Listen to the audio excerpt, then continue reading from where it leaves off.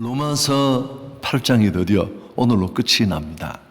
여러분, 이 8장은 정말 절정의 절정이고 이 31절부터는 더 그렇습니다. 사실은 로마서 전체가 복음을 말하지만 직접적인 복음의 언급은 이제 이 로마서 8장 이 부분이 끝입니다. 무엇보다도 이 로마서를 통해 우리가 꼭 누려야 할 복이 복음의 능력인 줄 믿습니다. 복음이 능력이라는 것, 복음의 권능이라는 것을 우리가 진짜 경험하고 아는 것입니다. 그게 이 로마서가 우리에게 정말 반복하며 가르치려고 하는 메시지인데, 그럼 복음이 뭘까요? 기독교 복음이 무엇입니까? 간단하게 말하면 하나님이 나를 사랑하신다. 세상에 그 무엇과도 바꿀 수 없는 큰 사랑, 조건 없는 사랑, 이유를 묻지 않는 그 사랑으로, 이해하기 참 어렵지만 나를 사랑하신다. 죄를 씻어주시고 구원하시고. 여러분, 이 사랑의 확신, 이게 바로 구원의 확신과도 니콜입니다. 이게 있어야 우리는 반듯하게 살 수 있고 또 바른 믿음을 실행할 수 있고, 무엇보다도 바울이 사실 로마 교회를 이렇게 복음으로 거듭거듭 가르치는 이유가 뭡니까? 여러분 아시죠? 선교에 함께 동참하는 동력자로 부르기 위해서. 그래야 정말 우리가 꿈꾸는 제자훈련이 아니라 선교적 제자도의 삶을 살게 될 것입니다. 오늘 이 로마서 8장은 이제 복음의 실제적인 내용들을 끝내는 이 절정의 절정 부분에서 우리의 이런 구원과 하나님의 사랑을 흔드는 몇 가지들을 이렇게 들춰내면서 그것들을 뛰어넘는 과정을 설명하는데, 무엇보다도 이런 우리의 구원의 확신을 흔들고 하나님과의 관계를 흔드는 첫 번째 원인이 뭐냐면 이런 하나님의 사랑을 의심하게 하는 겁니다. 구원을 흔드는 첫 번째 요인입니다. 하나님의 사랑에 대한 의심인데요, 31절 우리 같이 한번 또 읽을까요? 그런즉 이 일에 대하여 우리가 무슨 말하리요? 만일 하나님이 우리를 위하시면 누가 우리를 대적하리요? 여기 보면 하나님이 우리를 위한다라고 성경이 말씀했는데, 이 표현을 좀 바꾸면 하나님이 우리를 사랑하신다는 말입니다. 이 위한다는 말이 성도가 된다는 건 교회를 출석한다는 의미가 아닙니다. 이 사랑을 깨닫는 걸 말해요. 세상에 볼 수 없는 이 사랑을 알고 이 사랑을 누리는 것, 이게 바로 기독인과 비기독인의 차이입니다. 근데 여러분, 이 확신이 하나님이 나를 사랑하시고 그 사랑의 은혜로 나는 구원받았고 나의 구원은 끝까지 변동되거나 요동할 수 없다, 이 확신에 딱 서 있어야 되는데, 이게 조금 비틀거리기 시작하면 여러 가지 문제가 생깁니다. 이런저런 일로 하나님이 정말 나를 사랑하실까? 정말 하나님은 나를 사랑하시기나 할까? 이런 생각이 조금씩 나를 침몰시키기 시작하면 누구도 견디지 못합니다. 예수를 믿었거나 오래 믿은 사람이나 가릴 것 없이 회의에 빠집니다.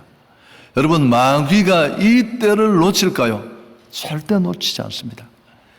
마귀는 빠져나올 수 없는 완벽한 논리를 가지고 우리를 점점 코너로 몰아붙입니다. 서로 사랑하고 믿어야 될 사람들이 그렇지 못하면 정말 병이 생겨요. 여러분, 이건 지옥입니다. 그 병 중에 가장 무서운 병이 뭡니까? 의처증, 의부증이라는 거.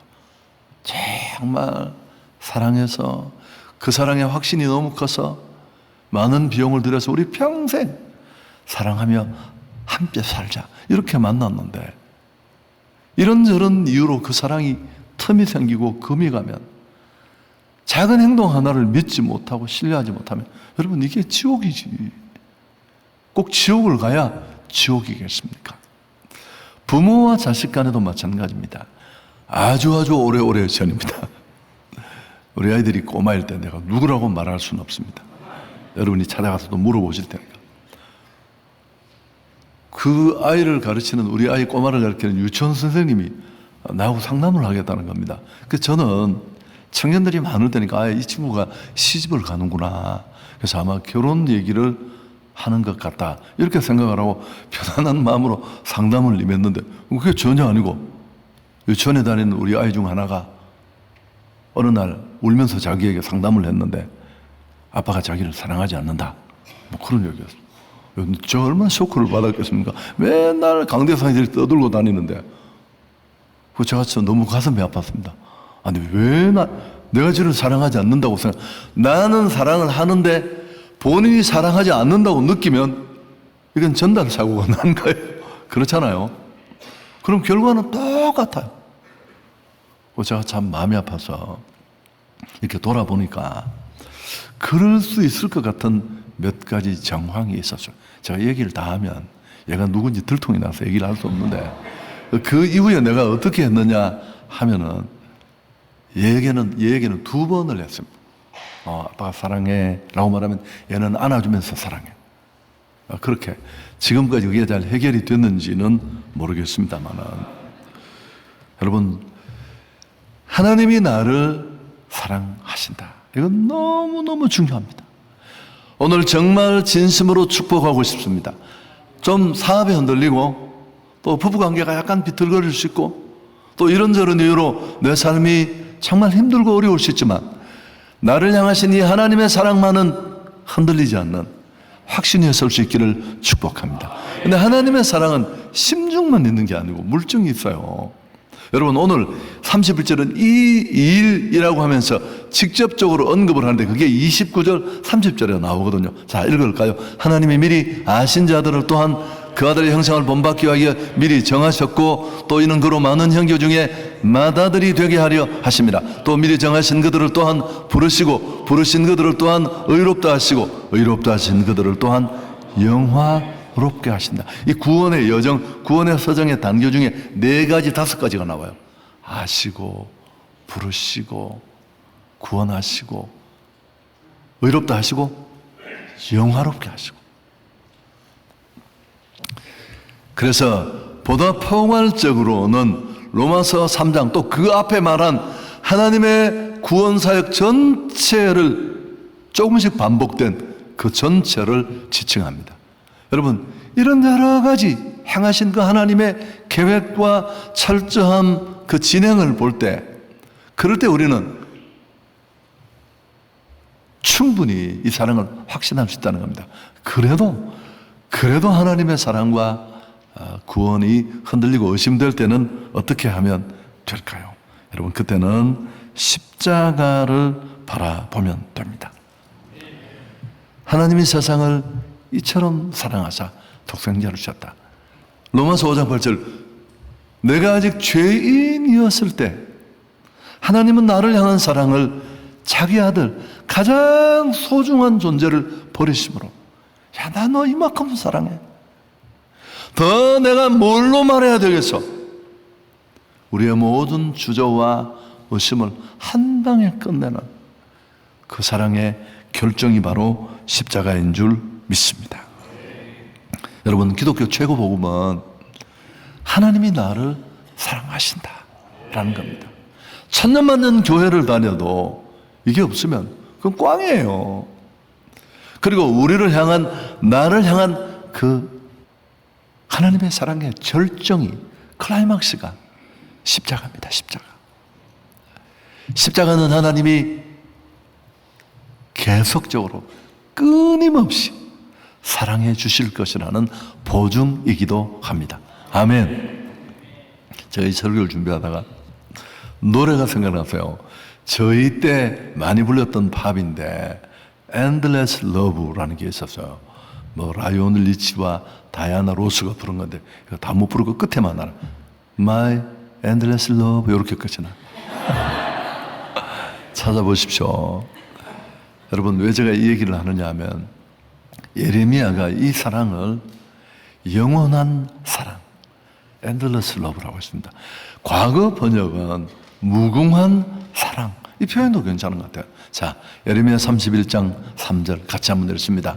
옛적에 여호와께서 나에게 나타나사 내가 영원한 사랑으로 너를 사랑하기에 인자함으로 너를 이끌었다 하였노라. 여러분, 이 사랑은 끝이 없어요. 로미오와 줄리엣의 사랑은 죽음으로 끝이 날지 모르지만 영원하신 그 하나님의 우리를 향한, 나를 향한 이 사랑은 끝이 없다. 또 하나, 우리 구원을 흔들고 이 사랑의 확신을 흔드는 것 또 한 가지가 뭘까요?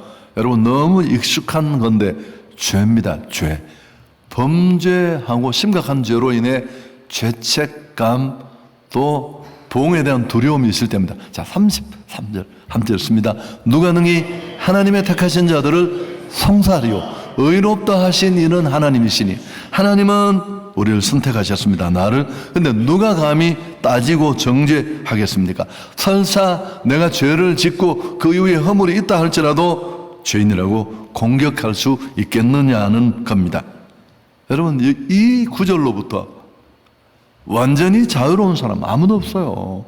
조금씩 차이는 있지만 우리는 대개 말씀대로 살지 못하는 것에 대한 죄책감을 크기는 다르지만 가지고 있습니다. 그래서 이걸 좀 깊이 묵상하면, 구원을 묵상하고 속죄를 묵상하는 게 아니라 이걸 너무 묵상하면 우리는 비틀거립니다. 마귀는 그때도 어김없이 찾아옵니다. 야, 네가 이러고도 구원을 받았다고? 구원이 그렇게 간단한 거야? 네가 그 짓을 하고도, 네가 장로고, 네가 목사고, 네가 집사라고. 여러분, 이게 얼마나 설득력이 있어요.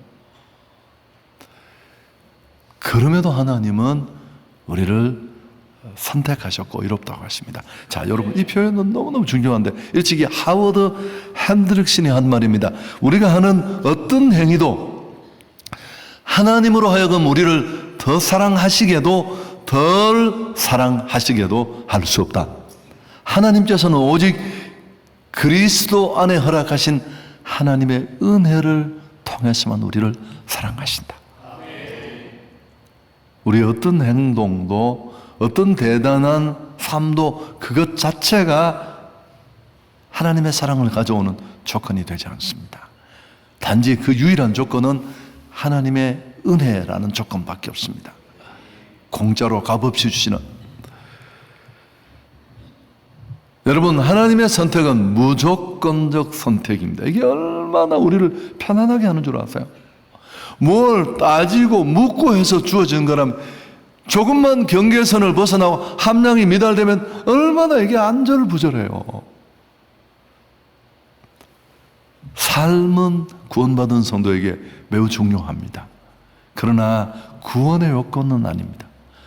값없이 은혜로 구원받은 자에게, 그 감격을 가진 자에게 주어진 마땅한 삶일 뿐입니다. 내가 그런 큰 은혜를 값없이 공짜로 받아 하나님을 아버지로 부르게 되었다면 이제는 그 아들답게, 그 자녀답게 살아야 하는 몸부림의 과제이지, 이게 요건은 아니라는 사실입니다. 여러분, 우리를 공격하는 공격수들은, 고발자들은 수없이 많아요.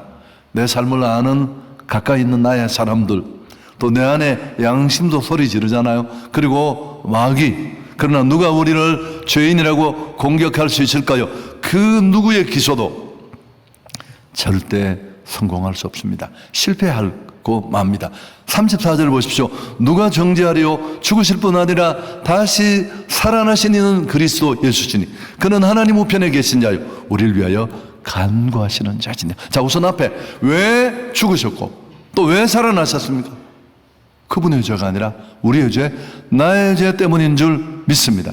그리고 그분은 그 죄를 딛고 일어나 부활하셔서 우리의 죄 문제를 완벽하게 종결지어 주셨습니다. 그리고 부활하시고 승천하셔서 하나님 우편에서 지금도 우리를 위해 간구하는데요.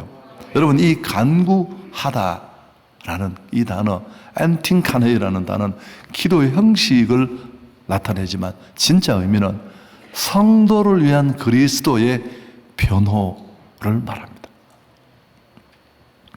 그분이 보좌 우편에서 우리를 위해서 기도하지만 누군가가 하나님을 향해 정말 저거 진짜 아닙니다.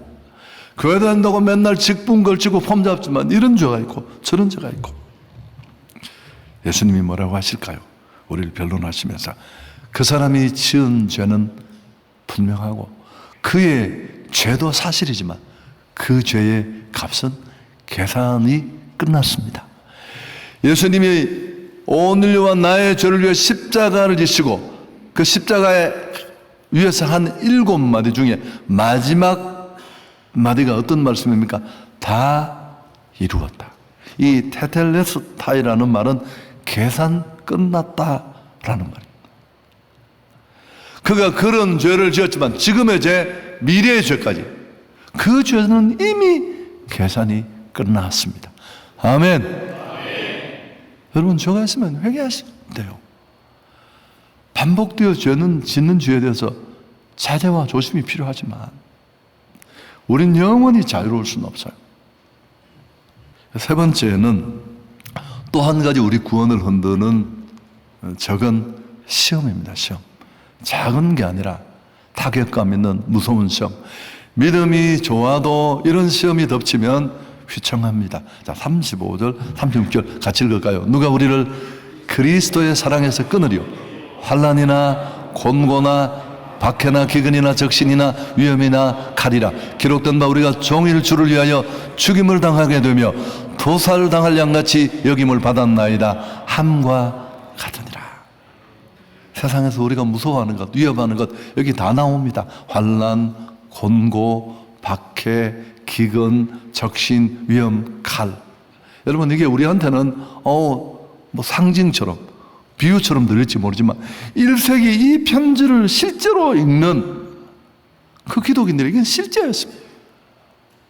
박해, 죽음, 기근, 직장에서 쫓겨남, 예수 믿는 이유 한 가지만으로. 우선 환난은 이 트롬볼륨이라는 타작기를 일컫는 단어라고 하는데요, 우리 표현으로 하면 도리깨 같은 건데 좀 연세 드신 분들은 아실 거예요. 마당에 곡식을 깔아놓고 도리깨로 치면 그 곡식 알들이 다 알알이 떨어지는 이런 상황. 환난은 마치 성도를 땅에 눕혀놓고 도리깨 치들 하듯.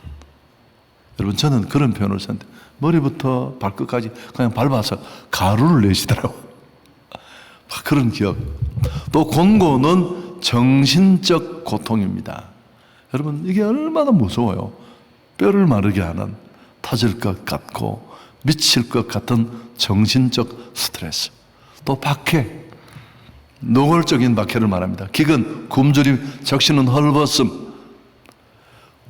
초대교회 성도들은 굶주림과 헐벗음에 견디다 못해 죽어갔고, 로마 시대 때 얼마나 많은 기독인들이 신앙을 지키다가 삶의 터전을 빼앗기고 쫓겨나고 죽어가고, 최악의 상황에서 끝까지 믿음을 지키는 일은 쉽지 않습니다. 누구도 장담할 수 없습니다. 그러나 바울은 단호한 어조로 말합니다. 자, 37절 함께 읽습니다. 그러나 이 모든 일에 무엇으로? 우리를 사랑하시는 이로 말미암아 우리가 넉넉히 이기느니라. 아멘. 우리 힘으로 이기는 게 아닙니다. 믿음으로 승리합니다. 아니, 나를 사랑하시고 나와 함께 하시는 그 하나님의 은혜로 이기고 또 승리하게 될 줄 믿습니다. 여러분, 겨우 이기는 게 아니라, 턱걸이로 이기는 게 아니라 넉넉히 이깁니다. 여기 사실 사용된 좀 복잡한 얘기가 될지 모르지만 시제를 보면 이 시제가 과거 완료 시제예요. 그럼 이 사건을, 어떤 사건을 근거해서 이렇게 확신할 수 있느냐 하면 십자가 사건입니다. 아니, 너를 위해, 너의 죄와 구원을 위해 자기 아들을 희생하신 그분이 어떤 다른 일 때문에 너를 놓겠느냐는 겁니다. 아니, 우리를 하나님의 손에서 빼앗을 수 있는 그 무엇일까요? 없어요. 그런 건 아무것도. 첼로 역정 얘기를 했잖아요. 그 책을 쓰신 분이 갑자기 첼로 역정이 쓰면서 성경을 읽고 깨달아서 쓴 거 아닙니까? 기독도가 천성을 향해 가는 길에 평안이라는 집에 딱 도착을 하려고 하는데 그 문 입구에 어마어마한 사자가 들어갈 수가 없는 거야. 이제 다 왔는데. 근데 가만히 보니까 그 사자의 목에 뭐가 걸렸어요? 쇠사슬이 걸려있고 딱 묶여있어요. 얘가 움직이는 방향이 딱 정해져 있는 거예요.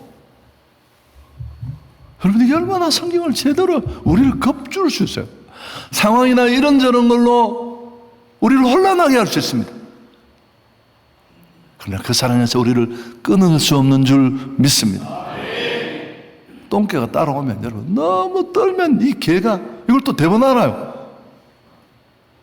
제가 책을 찾아봤더니 이 개는 10m 넘게 거리를 두고 걷는 사람이 떠는 이 떨림을 촉각으로 읽어낸대요.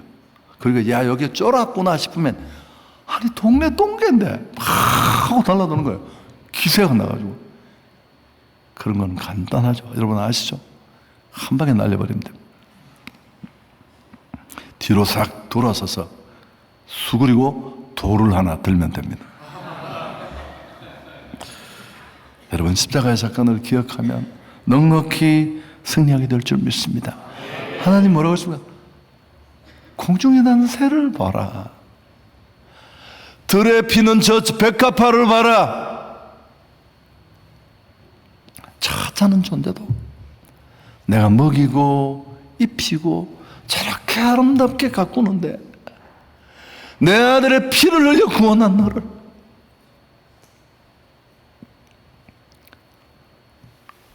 내가 버리고 방치하겠느냐? 하물며 너희일까 보냐? 믿음이 적은 자들아. 하나님이 우리를 인도하실 줄 믿습니다. 그분이 우리를 죽이는 날 아무도 우리를 못 살려. 그날 우리는 천국 가야 되는 거예요. 우리 부목사님들, 하나님은 당신을 반드시 인도하십니다. 나를 인도하신 것처럼. 말씀을 맺겠습니다. 하나님의 사랑이 변하지 않을까 회의하거나 의심하지 맙시다. 그러면 신앙은 병드는 거예요. 이게 영적 의처증, 의부증이죠. 하나님의 홍나를 정죄하지 않을까 불안해할 필요 없습니다. 여러분 그러면 회개하시면 돼요. 그게 조건이에요.